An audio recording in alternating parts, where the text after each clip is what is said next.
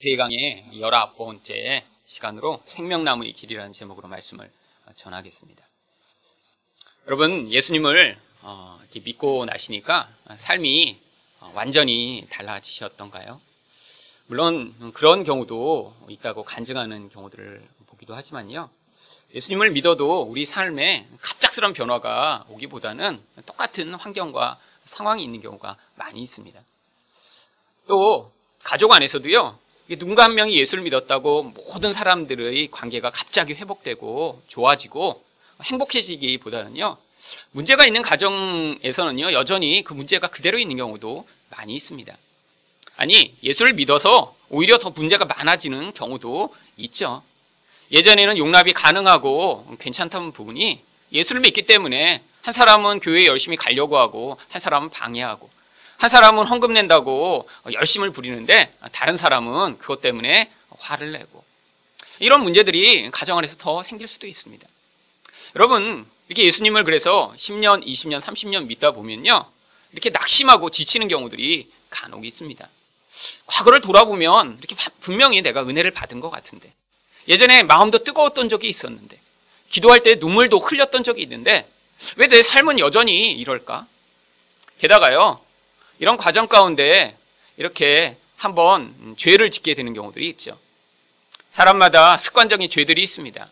한동안 어떤 부분의 죄에 대해서 이렇게 떠나 있다고 생각했는데 이렇게 실수하거나 또 마음이 이렇게 약해져 있을 때 유혹을 받아 넘어지는 경우들이 있습니다. 그렇게 될 때 우리는 이 죄의 무서운 영향력을 삶에서 경험하게 됩니다. 이 죄라는 게 이렇게 참 무섭구나. 내 안에 여전히 내가 변화된 줄 알았는데 내가 똑같은 모습이구나. 도대체 이런 내가 구원은 받을 수 있을까?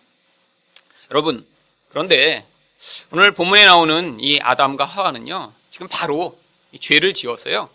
이제 그 풍성함과 영원한 생명을 누리고 있던 자리에서 이제 바로 하나님의 이런 심판과 징계의 말씀을 들은 그런 상황입니다. 이렇게 죄를 바로 지었을 때 더구나 그 선악을 알게 하는 나무의 열매를 먹으면 죽는다라고 하는 하나님의 선고를 듣고 그걸 따먹은 바로 그 직후에 이들은 어떤 상황이었을까요? 우리가 마치 예수를 믿는다고 해도 낙심하고 지쳐 있는 것보다 이들이 경험했던 그 마음의 충격, 두려움, 미래에 대한 불안은 훨씬 더 컸을 것입니다. 그런데 바로 이런 도대체 타락한 인간의 상황 가운데 하나님은요. 낙심하지 않고 포기하지 않도록 어떤 소망의 증거들을 주십니다. 그러면 도대체 타락한 인간은 이렇게 하나님이 주실 구원과 영생에 대한 어떤 소망을 가질 수 있는 것일까요? 첫 번째로 하나님의 약속을 주심으로 말미암아 그것에 대한 믿음으로 우리에게 소망을 주십니다. 20절 말씀을 다시 한번 보겠습니다. 아담이 그의 아내의 이름을 하와라 불렀으니 그는 모든 산자의 어머니가 됨이더라. 한국어 성경에는 하와라고 이렇게 번역이 되어 있는데 영어 번역은 이제 이브라고 되어 있죠. 근데 이 이브라는 표현보다 하와가 원래 원문에 더 맞는 단어입니다. 원래 이 라틴어로 번역을 하면서 이 벌게이트라고 하는 그 번역에서 이브라고 번역한 이후에 영어권 성경들은 다 이거를 이브라고 번역하기 시작했어요. 근데 원래 원어가 하와라고 읽습니다.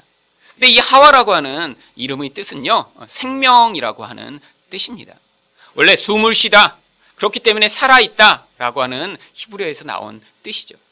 근데 왜 이렇게 죄를 짓고요? 지금 하나님이 뱀을 향해, 여자를 향해, 또 남자를 향해 이제 그들이 받을 심판의 선고를 하신 바로 그 상황입니다. 근데 그 상황에서 왜 갑자기 아담이 자기 아내의 이름을 지은 것이죠? 성경이 이렇게 어떤 내용을 이야기하고 있는 것은요, 여기에 큰 의미가 있기 때문입니다. 여러분, 맨 처음에 죄를 짓고 나서 이 아담이 그 아내를 향해 가졌던 태도가 무엇인가요? 바로 3장 12절에 뭐라고 반응을 하냐면 아담이 이르되 하나님이 주셔서 나와 함께 있게 하신 여자 그가 그 나무 열매를 내게 주므로 내가 먹었나이다. 여자를 바라볼 때요. 모든 죄의 근원으로 그 여자를 바라봅니다. 이게 바로 인간 안에 내재되어 있는 투사라고 하는 그런 심리학적인 태도입니다. 어떤 내가 받아들이기 어려운 상황, 내게 충격적인 일이 생기고 나면요, 그 원인을 자기에게서 찾는 게 아니라 남에게서 찾는 거예요. 여러분, 부부싸움을 할 때도 사실 이 투사라고 하는 태도 때문에 이 관계가 어려워지는 경우가 많이 있습니다. 문제가 발생하는데요, 애가 저렇게 된 게 나 때문이라고 인정하는 게 사실 제일 힘들어요. 그러니까 뭐라고 얘기합니까? 당신 때문에 그렇지. 심지어는 당신 가족이 다 저렇잖아. 여러분, 좋은 거는 자기에게 다 원인을 돌리고요. 애가 저렇게 말 잘 듣는 건 나 때문이야. 애가 똑똑한 것도 나 때문이야. 그런데 저렇게 말썽 피고 문제가 있는 건 당신 때문이야. 이런 태도가 바로 투사입니다. 죄가 들어오면 이 죄의 가장 강력한 경향성이 무엇이냐면 자기 죄를 인정하지 못하게 만들고요, 남의 죄만 계속 바라보게 만드는 거예요. 아담이 하와를 향해 첫 번째 가졌던 그 죄의 태도가 바로 그것입니다. 원래 자기가 따먹었잖아요. 자기가 결정한 것입니다. 그런데 아내 때문에 그랬다는 거예요. 게다가 뭐라고 합니까? 하나님이 주신 그 여자 때문에 내가 먹었어요. 하나님까지도 죄의 원인으로 돌려버리는 것이죠. 그런데 오히려 하나님의 선고를 듣고 나니까 아담의 태도가 변합니다. 아내를 향해서요, 만약에 이전에 이름을 붙이라고 했으면 어떻게 지었을까요? 죄, 유혹, 마귀, 아마 이렇게 이름을 졌을 거예요. 왜? 그 여자 때문에 이렇게 지금 자기가 범죄했고요, 심판을 받게 됐으니까요. 그런데 어떻게 이렇게 갑자기 태도가 변한 것이죠? 바로 3장 15절에서 하나님이 그에게 이런 말씀을 주셨기 때문입니다. 내가 너로 여자와 원수가 되게 하고 내 후손도 여자의 후손과 원수가 되게 하리니 여자의 후손은 내 머리를 상하게 할 것이요 너는 그의 발꿈치를 상하게 할 것이니라. 하나님이요, 죄가 들어와 이렇게 인간을 타락시켰지만 그것에 대한 회복의 약속을 주십니다. 어떻게요? 여자로 말미암아 그 후손이 태어날 것인데, 그 후손이 오면 너에게 죄를 가져오게 만든 이 모든 마귀의 세력을 깨트리고 그의 머리를 짓밟아 다시 이 죄에서 너희를 자유케 할 것이다. 아담이요, 이 하나님의 약속의 말씀을 믿은 거예요. 여러분, 하나님의 말씀을 믿은 자에게는 이렇게 주변에 있는 사람, 내가 경험하고 있는 이런 고통스러운 현실에 대해 다른 시각을 갖게 됩니다. 이게 바로 아담의 태도예요. 이 여자가 이렇게 하나님의 약속을 받기 전에는요, 나에게 죄를 짓게 만든 유혹의 대상이며 문제의 원인이었어요. 그런데 하나님의 약속을 말씀을 듣고 나니까요, 어떻게 변합니까? 이 여자가 생명을 가져오는 근원이구나. 그래서 그 여자를 생명이라고 부르기 시작한 것입니다. 여러분, 이 땅의 현실 가운데 우리가 당하는 고난, 사람 때문에 겪는 어려움이 있습니다. 그런데 하나님이 왜 이런 어려움들을 계속 허락하시는 것일까요? 이것을 통해서요, 우리가 그 안에 감추어진 하나님의 생명의 얻는 길을 얻도록 만드시기 위한 것이에요. 여러분, 인생을 돌아보시면서 이렇게 모든 상황이 다 잘 돼요. 애들도 문제가 하나도 없고요, 부부 사이도 참 좋고요, 이 사회생활에서도 아무런 걱정거리가 없어요. 모든 것이 승승장구해요. 이럴 때 하나님을 정말 근원적으로 찾는 사람들 있나요? 여러분, 대부분 여러분도 인생을 돌아보시면요, 언제 신앙이 가장 뜨거웠나, 이때를 다 고백할 때가 다 힘들 때입니다. 가정에서는 문제가 있고요, 애들은 말을 안 듣고요, 사회에서도 경제활동이 제대로 안 되고 자꾸 실패하고 어려운 상황에서 그때 우리 눈이 육신에 매여있던 것에서 영적인 것으로 변화될 수 있는 것이죠. 여러분, 이것이요 바로 하나님의 약속을 받아들인 그런 사람의 믿음의 태도입니다. 예수를 믿어도 이 땅의 삶이 힘들 때가 있어요. 주변에 있는 사람과 갈등을 겪을 때가 있어요. 그런데 그 과정에서 낙심하고 포기하고 내 인생은 이렇게 절망적일 것이야 라고 끝내는 것이 아니라 하나님이 말씀하시는 대로요, 예수님으로 말미암아 언젠가 우리 가운데 구원을 허락하시며 이 모든 죄가 만들어낸 파괴적인 결과를 하나님이 반드시 돌이키실 것에 대한 약속을 받아들인 사람은요, 힘들고 어려운 과정 가운데서 그것을 새롭게 해석할 수 있는 능력을 갖게 되는 것입니다. 구약성경에 요셉이라고 하는 대표적인 인물이 바로 이런 경우입니다. 여러분, 요셉은요, 형들에게 팔려 이집트로 노예로 팔려갑니다. 여러분, 이거 정말 얼마나 처참한 일이에요. 가족이 가족을 이렇게 인신매매로 팔아버리다니. 여러분, 만약에 어려서 그런 경험이 있으시다면요, 마음이 어떠셨을까요? 아마 여러분을 그렇게 형이 이렇게 어느 날 아침에 일어났는데 형이 보더니 야, 잠깐만 따라와봐. 그러더니 먹을 거 하나 사주고 그 다음에 어떤 아저씨한테 넘기고 돈을 받더니 형 왜? 그런데 그 아저씨가 여러분을 데리고 와서 지금 노예잡이 어선에 노예로 팔려갖고 이제 새우 잡고 있어요. 그러면 거기서 마음이 어떨까요? 아마 죽이고 싶겠죠. 언젠가 내 형을 다시 만나면 내가 죽여버리리라. 그러면 이런 마음을 갖지 않을까요? 여러분, 근데 요셉이 이렇게 자기에게 닥친 그 모든 어려움을 지나가며 나중에요, 그 형들이 자기 앞에서 무릎을 꿇는 그런 경험을 하게 됩니다. 근데 요셉이 거기서 어떻게 반응하죠? 창세기 45장 7절입니다. 하나님이 큰 구원으로 당신들의 생명을 보존하고 당신들의 후손을 세상에 두시려고 나를 당신들보다 먼저 보내셨습니다. 거기에 하나님의 섭리가 있다는 거예요. 당신들이 나를 팔아버려서 내 인생은 이렇게 고통스러운 과정을 지나갔지만 그게 전부가 아니라 하나님이 가지고 계신 특별한 목적이 있었기 때문에 내 인생이 이렇게 고통을 겪음으로 말미암아 오히려 우리 온 가족과 민족이 구원을 받게 되는 이런 놀라운 일이 일어났다라고 하는 시각의 변화가 있었던 것입니다. 그런데 이런 변화가 어떻게 일어났죠? 바로 그가 옥에 갇혀서요, 여러분, 누명을 쓰고 정말 하나님의 뜻대로 살아보려고 하다 반응했는데 하나님이 도와주시지 않고요, 오히려 감옥에 갇혀 고통하는 과정을 지나가게 됩니다. 그런데 착고에 매여 온 몸이 매를 맞아 고통하는 그 상황을 지나가며 하나님이요, 마음 깊숙한 곳에 있던 원망, 불평, 미움, 이렇게 현실의 눈으로만 세상을 바라보던 그 시각을요, 하나님을 의존하는 그런 탁월한 시각으로 변화시켜 주신 거예요. 여러분, 인생에서 이 고난의 과정을 지나가며 하나님의 함께 하시는 은혜가 있을 때 우리에게도 동일한 은혜가 나타나게 됩니다.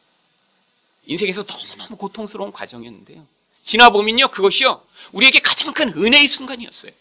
여러분이 이렇게 하나님의 약속의 말씀을 받아들이시고 반응하실 때 지금도 이런 어려운 과정을 통해 하나님이 반드시 약속하신 그 완전하고 궁극적인 결말을 이루실 것들을 믿으실 수 있습니다. 여러분, 이것을 믿으셔야 죄가 만들어낸 이 무서운 결과들, 영향력들에서 여러분 똑같이 남들처럼 낙심하고 좌절하지 않고요, 그것들을 이겨내실 수가 있는 거예요. 예전에 어떤 권사님의 간증을 들은 적이 있습니다. 근데 이분은요, 이제 혼자 예수를 집에서 믿기 시작하셨는데 남편이 너무너무 예수 믿는 걸 싫어하는 거예요. 근데 단순히 싫어하는 정도가 아니라요, 이분이 이제 남편이 약간 문제가 좀 있는 분이었습니다. 너무 술을 많이 드셔서 알코올 중독자가 됐고요, 게다가 이 폭력적인 경향이 있어갖고요, 아내가 이렇게 교회 갔다 온 걸 알면요, 이 아내를 이렇게 그냥 두드려 패는 거예요. 그런데 이 남편이 그리고 직장도 결국 못 갔고 이제 무직으로 그렇게 알코올 중독자의 삶을 사는데 교회만 갔다 오면 때리니까 이 분이 얼마나 고통스러우셨겠어요. 그런데 이 권사님도 특별한 능력이 없어갖고요, 시장에서 이렇게 장사를 해갖고 먹고 사는 분이었습니다. 그런데 너무너무 이 삶이 고통스러우니까 정말 죽고 싶다 맨날 그런 생각을 하는데 자기가 그 과정을 이겨낸 그 유일한 힘이 자기 그 자판 옆에다가 이 찬송가 테이프를 틀어놓고 그 찬송가를 같이 따라 부르면서 이기셨대요. 찬송가에서 힘을 내라 그러면 그래, 내가 힘을 내야지, 이겨야지, 예수님이 전부시라 그러면 맞아, 그러면서 그렇게 찬양을 따라 부르면서 그 힘으로 이기고 버틴 거예요. 그런데 쉽게 변화가 안 됩니다. 여러분, 그렇게 알코올 중독자에다 평생 아내를 때리는 이런 남자가 그렇게 몇 년 지났다고 갑자기 이렇게 짠 변하겠어요? 몇십 년을 이렇게 매를 맞으면서 신앙생활을 하신 거예요. 그런데 나이가 들어서 몇십 년이 지난 다음에야 이 남편분이요, 아주 중풍에 걸려 쓰러지신 것입니다. 쓰러져서도요, 아내를 향해 고함을 지르고 소리를 지르고, 입만 살아있으니까요. 그런데 이분이 그때 깨달은 거예요. 아, 저렇게 남편이 이제 움직이지 못할 때가 기회다. 그래갖고요, 아침에 이제 남편을 뉘어놓고 다 밥을 먹이고 씻기고 나서 이제 방 옆에다가요, 이제 극동방송 라디오를 계속 틀어놓은 거예요. 그러니까 처음에는 막 소리를 지르고 막 고함을 지르고 막 난리를 치는데 자기가 못 움직이는 거예요. 그러니까 누워서 소리를 지르다가 이 권사님은 문을 딱 닫고 그냥 밖으로 나와버린 거예요. 그리고 저녁에 가서 다시 끄고 다시 자고. 그거를 몇 년을 하셨대요, 몇 년을. 그런데 처음에는 고함을 지르다가, 여러분 극동방송 찬양 나오고 이러지만 거기 간증거리 이야기도 많이 나오고요, 재밌는 이야기도 많이 나옵니다. 듣다 보면요, 그런 말씀과 은혜에 이 남편분이 심심하니까 누워서 귀를 기울이다가 몇 년이 지나면서 마음이 변한 거예요. 그래서 예수님을 믿게 된 거예요. 이런 놀라운 일이 벌어졌습니다. 그런데 이 권사님이 그래서 더 이상 박해가 없는 거예요. 이제 자유롭게 교회를 가게 된 거예요. 아니, 남편과 신앙 얘기를 할 수 있게 된 거예요. 그런데 이분이 고백하시기를, 아니, 내가 정말 행복했을 때는, 내가 매를 맞으면서 찬양을 그렇게 들으며 부를 때, 그때는 내가 찬양을 부를 때마다 눈물이 흘렀는데, 내가 찬양을 부를 때마다 내 안에 행복했는데, 찬양을 부르며 내가 힘을 얻었는데, 아니 지금은 똑같이 찬양이 흘러나오는데 따라해도 눈물이 안 난다는 거예요. 그렇게 감동이 없다는 거예요. 그러면서 그분이 고백하시기를, 내게 있었던 그 남편이, 그렇게 나를 고통스럽게 했던 그 사람이 사실은 내가 하나님을 만나고 은혜를 받게 하는 천사였다는 사실을 내가 깨달았노라고. 여러분, 이게 바로 신앙인이 다르게 바라보는 믿음의 눈을 가진 자의 태도인 것입니다. 여러분 인생에도 이렇게 여러분을 힘들게 하는 사람이 있어요. 그 사람 때문에 마음이 불안하고 힘들고 화나고 고통스러워요. 그런데 하나님은요, 그것을 통해 여러분 마음 가운데 있는 여러분 또한 영향을 받아 그 똑같은 모습으로 보복하고 싶은 그 마음이 아니라 하나님의 시각으로 그 시각을 변화시켜 이 모든 고난을 오히려 은혜의 도구로 바라보게 만드는 그런 자로 바꾸시길 원하시는 것입니다. 바로 이것이 아담이 자기에게 죄를 가져왔다고 생각했던 아내를 생명이라고 부르게 된 바로 믿음의 반응을 한 것에서 드러나는 이런 하나님의 백성들의 태도인 것입니다. 두 번째로요, 우리 인생에서 이렇게 타락한 상황과 죄의 결과가 있을 때 어떻게 우리는 소망을 가질 수 있나요? 바로 하나님이 인간의 수치를 가려주셨기 때문입니다. 21절 말씀을 다시 한번 보겠습니다. 여호와 하나님이 아담과 그의 아내를 위하여 가죽옷을 지어 입히시니라. 왜 하나님이 갑자기 옷을 지어 입히시죠? 여러분, 이 아담과 하와가요, 죄를 짓고 나니까 이제 자기의 부끄러움을 보게 됐습니다. 아니, 이전에 이미 벌거벗고 있었잖아요. 근데 왜 갑자기 부끄러워진 것이죠? 또 거기에 다른 사람들이 있었기 때문에 부끄러운 것이 아니에요. 아담과 하와 둘밖에 없었잖아요. 그런데요, 그들이 이제 선악을 알게 되는 그런 시야가 생겼는데 이게요, 좋은 게 아닙니다. 이제는 하나님의 관점으로만 세상을 바라보게 됐어요. 이제 하나님이 좋은 것이다 그러면요, 벌거벗고 있어도 좋은 거였어요. 왜? 하나님은요, 그걸 부끄럽게 만드신 게 아니라요, 인간을 아름답고 영광스럽게 만드셨으니까요. 그런데 이 하나님의 시각이 인간에게 떠나고요, 바로 이 땅의 시각만 인간에게 남아버린 거예요. 땅의 시각으로 자신을 보니까요, 누구와 비교하기 시작했냐면 자기 주변에 있는 짐승들과 자기를 비교하기 시작했어요. 그러니까 자기들만 털이 없어요. 부끄러워지기 시작한 것입니다. 그러니까요, 했던 일이 뭐죠? 무화과나무 잎사귀를 가져다가 자기를 가린 것입니다. 여러분, 인간의 이 수치감, 또 이 수치감을 가리기 위해 이 무화과나무 잎을 따서 자기를 가리고자 하는 이런 행위가요, 아담과 하와 이후로 우리 본성 안에 들어와서요, 끊임없이 우리를 무화과나무 잎을 만드는 인생을 살아가도록 만듭니다. 여러분, 사람들이요, 왜 자신이 뭔가 잘하고 내가 뭔가 능력이 있고 내가 뭔가 가지고 있는 걸 드러내고 자랑하고 싶어 하는 건가요? 사실은요, 그게 완벽해서가 아니라요, 그걸 드러내고 자랑함으로 말미암아 자기에게 있는 다른 부끄러움을 가리고자 하는 거예요. 여러분, 인간 안에는요, 이렇게요, 자기 어떤 모든 완벽하지 못한 모습이 드러날까 봐 두려워하는 모습이 있습니다. 그래서 오히려 자기 잘하고 멋진 부분을 사람에게 자꾸 보여주고 싶은 거예요. 여러분 자신을 곰곰이 한번 정말 정직하게 한번 바라보시면 여러분 완벽하신가요? 개인적으로도 완벽하고, 영적으로도 완벽하고, 관계적으로도 완벽하고, 모든 면에서 탁월하신가요? 여러분, 그런 사람은 없습니다. 겉으로 우리가 볼 때요, 아무리 완벽해 보여도요, 아무리 행복해 보여도요, 안에 들어가 보면요, 문제가 없는 사람이 아무도 없어요. 자기 스스로 계속 고민합니다. 나의 연약함, 부족함, 언제 실수할지 모르는 이런 모습. 그런데 사람들이 이걸 가리기 위해 어떻게 해요? 사람들 앞에서는 자기 부끄러움을 얘기하나요? 아니요. 여러분, 사회에서는요, 누군가 약하고 연약한 모습을 보여주면요, 어떻게 하죠? 어머, 그러시군요, 아유, 하고 공감하는 게 아니라요, 아이고 잘됐다 저놈, 저 이제 부끄러운 모습 저기 있구나, 여러분, 그걸로 말거리를 삼고요, 공격하고요, 그걸로 사람을 힘들게 만들어버립니다. 그러니까 어떻게 해요? 세상을 살아보니까 내가 이런 모습을 보이면 사람들이 나를 짓밟네. 우리 안에 계속해서 어떻게 해요? 나의 잘난 점, 멋진 점, 부끄럽지 않은 점만 사람들에게 계속 보이는, 그게 우리의 근본적인 태도가 되어버린 것이죠. 여러분, 그런데요, 이렇게 자기 수치를 가리고자 하는 이 무화과나무 잎과 같은 이런 세상적인 것, 아무리 가려도요, 여러분, 우리 수치를 완전히 가릴 수가 없습니다. 우리 근원적인 수치감은요, 하나님의 영광에서 우리가 제외됨으로 말미암아, 원래는 우리 안에 있던 그 하나님의 영광이 우리를 떠나니까 영적으로 말미암아 우리 안에서 갖게 된 수치감이기 때문이에요. 여러분, 그래서 하나님이요, 바로 가죽옷을 지어 입히신 것입니다. 여러분, 이 가죽옷이 만들어지려면 반드시 무슨 일이 있어야 되냐면요, 짐승 한 마리가 죽어야 됩니다. 그런데 하나님이 어떤 짐승을 죽이셨을까요? 사자 한 마리 죽이시고 옷을 지어 이렇게 입히신 걸까요? 아니에요. 여러분, 4장에 보면 바로 이 아담과 하와의 아들이 둘이 태어났는데 그 중에 아벨이 양을 치는 자가 됩니다. 왜 양 치는 자가 되었을까요? 바로 이렇게 옷을 만들기 위한 목적 때문이죠. 노아의 홍수가 있기 전까지는 사람들은 고기를 먹지 않았다고 성경이 이야기합니다. 그러니까요, 양 치는 자가 되었다는 건 그때부터 양을 옷으로 만들기 위한 일을 시작한 것이죠. 바로 하나님은 양을 한 마리 죽이신 거예요. 근데 왜 양이죠? 바로 이 양이 앞으로 오실 예수 그리스도를 상징하기 때문입니다.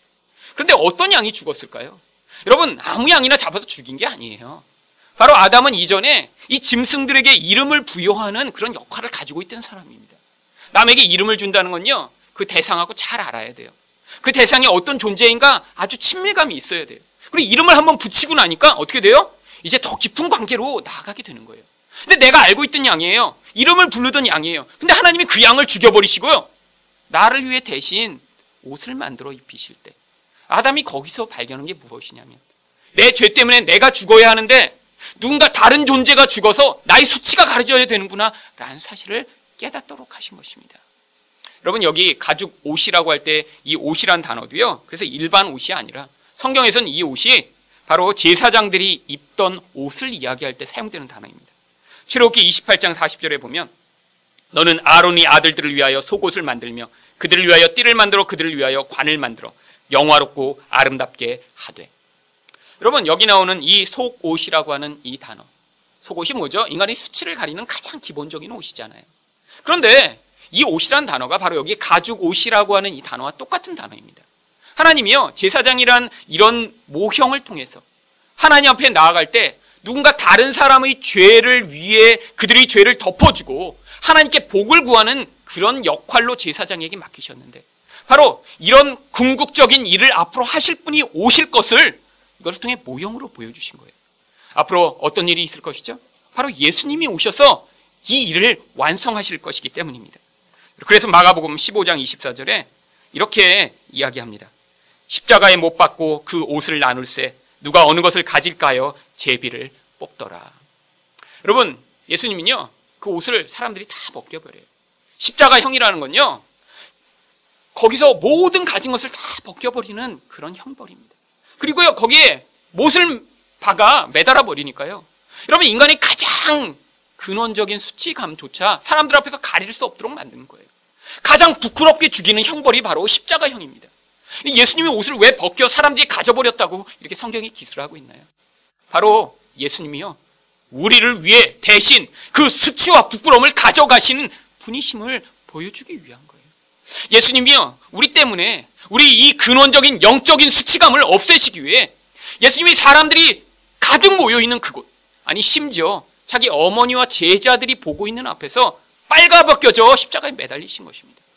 예수님이 그렇게 수치를 당하셨기 때문에 우리가 그 예수님의 그 피를 믿으면 예수님의 그 수치를 가리는 보혈의 능력이 우리를 마치 하나님이 가죽옷을 입혀 아담과 하와의 수치를 가려주셨듯이 우리 영적인 수치를 가려주실 수 있는 거예요. 여러분, 십자가에서만 우리가 이렇게 가지고 있는 근원적인 수치감에서 벗어날 수 있습니다. 여러분, 우리가 아무리 멋진 모습을 가져도요, 우리는 나이를 들게 되고요, 결국 인생 가운데는 문제를 경험하게 되고요, 남 앞에 부끄러워서 보여줄 수 없는 그런 상황들이 우리 인생 가운데 나타나게 됩니다. 그런데 그것을요, 나의 힘과 노력으로 가리려고 하면요, 언젠가 다 폭로되게 돼요. 여러분, 바로 십자가가 그런 자리입니다. 하나님이 여러분을 얼마나 사랑하시는지, 자기가 세상의 자기 피조물들 앞에서 부끄러움을 당하고 빨가벗겨져 매달린 자리가 십자가인 거예요. 그 하나님을 믿으셔야 여러분 근원 안에 있는 이 수치감에서 자유케 돼요. 인생을 자기 부끄러움을 가리기 위한 이런 몸부림치는 인생을 살지 않고요, 하나님이 가려주신 그 은혜로 말미암아 우리가 세상에서 나의 인생이 가지고 있거나 가지고 없는 것 때문에 부끄러우지 않고 하나님으로 말미암아 감사하며 살 수 있는 자들이 되는 것입니다. 마지막으로 하나님이 이렇게 타락한 인간을 어떻게 소망을 가질 수 있도록 해주시나요? 세 번째로 인간이 죄인인 채로 영생하지 않도록 보호하심으로 이렇게 우리에게 소망을 주십니다. 22절 말씀입니다. 여호와 하나님이 이르시되 보라 이 사람이 선악을 아는 일에 우리 중 하나같이 되었으니 그가 그의 손을 들어 생명나무도 열매도 따먹고 영생할까 하노라 하시고. 하나님이 갑자기요 이제 또 여러분이 나오셔서 막 대화를 하듯이 이렇게 설명을 합니다. 여기 보면 이 사람이 선악을 아는 일에 우리 중 하나같이 되었으니, 왜 갑자기 이런 말씀을 하는 것인가요? 바로 창조 때 이렇게 삼위 하나님이 인간을 창조하시기 위해 의논하신 것처럼 이렇게 타락한 인간을 구속하실 이 모든 과정이 얼마나 중요한가를 보여주시기 위하신 겁니다. 창세기에서 1장 26절에도요 하나님이 인간을 창조하실 때 이렇게 말씀하세요. 하나님이 이르시되 우리 형상을 따라 우리 모양대로 우리가 사람을 만들고 그들로 바다의 물고기와 하늘의 새와 가축과 온 땅과 땅에 기는 모든 것을 다스리게 하자 하시고. 이처럼 인간의 타락은 하나님께 있어서 굉장히 중요한 일입니다. 그래서 삼위 하나님이 마치 의논하시는 것처럼 여기 표현되고 있는 거예요. 그런데 왜 하나님이요 인간이 이렇게 생명나무 열매를 지금 따먹으면 안 된다고 생각하신 것이죠? 여러분, 지금 인간은 죄를 지은 상태입니다. 그런데 이 죄를 지은 상태로 말미암아 그 상태대로 생명나무 열매를 따먹게 되면요 죄인인 채로 영생을 하게 되는 거예요. 여러분, 이것이 문제이기 때문에 하나님은요 그걸 임시로 막아 놓으신 것입니다. 여러분, 이것은요 다른 소망의 이유입니다. 앞으로 이렇게 임시로 막아 놓으셨지만 하나님이 이제 다시 생명나무로 가는 길을 여시고 이렇게 죄의 문제를 해결한 하나님의 백성들이 그 열매를 먹어 죄가 없는 채로 영생하는 자들을 만드실 것에 대한 그림을 이 안에 담아 놓으신 것이에요. 근데 그때가 언제죠? 바로 23절에 그 단서가 남아 있습니다. 여호와 하나님이 에덴 동산에서 그를 내보내어 그의 근원이 된 땅을 갈게 하시니라. 여러분, 왜 갑자기 또 아담을 이렇게 밖으로 내쫓은 다음에 자기의 근원인 땅을 갈게 했다고 말씀하시는 것이죠? 바로요 죄의 근원이 무엇이죠? 내가 하나님처럼 되고자 한 것에서 죄가 시작되었기 때문입니다. 여러분, 거기서 구원받으려면요 자기가 어떤 존재인가를 명확히 깨달아야 돼요. 인간은 어떤 존재죠? 먼지로 만들어진 아무것도 아닌 존재입니다. 이 세상에서 가장 영향력이 있고 이 세상에서 가장 부자이고 가장 힘이 있다고 해도요 여러분, 나중에 죽으면요 다 먼지로 돌아가 버려요. 여러분, 그 먼지에서 시작된 존재인데 그런 먼지인 존재가 하나님처럼 했기 때문에 하나님이 생명을 주실 수 없게 된 거예요. 하나님이 생명을 얻기 위한 유일한 조건은 하나님, 나는 하나님이 주시는 생명과 은혜가 아니면 살 수 없습니다라고 하는 그런 겸손한 태도인데, 아니야, 내가 하나님처럼 될 거야, 내 인생은 내가 주장할 수 있어, 내가 영원히 살 수 있어, 아니 영원히 살고 싶어 라고 주장하더라도요 인간은 결국 자기가 흙임을 깨닫게 되는 거예요. 여러분, 아담이 자기 근원된 흙을 갈면서 나는 이런 먼지 덩어리에 불과한 존재지, 나는 내 안에서 스스로 생명을 얻을 수 없지, 내가 하나님만 사랑하고 의존할 때는 하나님이 내게 풍성한 은혜를 베푸셨는데 하나님, 저를 다시 구원해 주세요. 이게 바로 인류의 상태가 된 것입니다. 어떤 경우에 우리가 구원을 받죠?